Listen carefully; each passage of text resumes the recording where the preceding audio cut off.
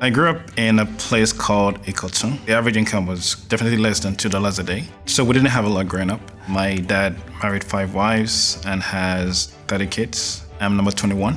I didn't really care about, standing out so much. I have a drive to try to get more and be more.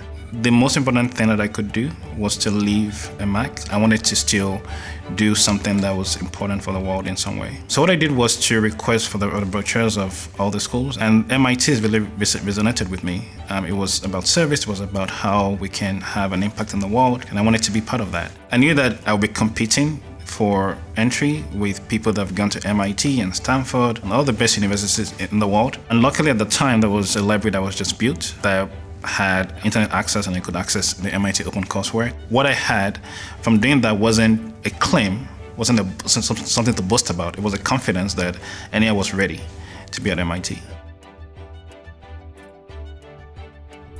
And at some point at the end of my first year, I had a little bit of crisis around who I was and what I was doing. I saw a need for MIT School of Education in Nigeria. Remembering that without access to the MIT open courseware, I probably won't have the chance that I had. It just made more sense. It seemed to me like something I just had to work on. So I formed a nonprofit with a couple of friends to take MIT classes to Nigeria. I'm a co-founder of .learn.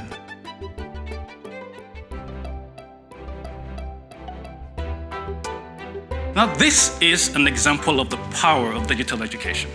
And the goal for my company is to put that in the hands of everyone. 5 hours of learning can be had for about the cost of sending a single text message. Africa and emerging markets in general have a huge education problem, and they cannot keep waiting for people to build all the schools and for all the teachers to get trained. Even though the connections are poor, it will cost me about 10 times as much to buy Wi-Fi in Lagos than in Boston. And that speaks to the problems of access and also quality of education. What about if we could do something to get people access where they are right now? And I think that's where online education can come in, and it's important. For some people, that might be the only option that they have to learn. We got into an accelerator now called the MIT Delta V, and that has been the real turning point for us because we're able to get the resources and the mentorship to take this to the next level. My goal is to kind of create a more level playing field so that anyone, anywhere, no matter where they are, no matter how much their parents earn, can learn on demand. I don't know how long my life is going to be, but no matter how short it is, I want to make it count.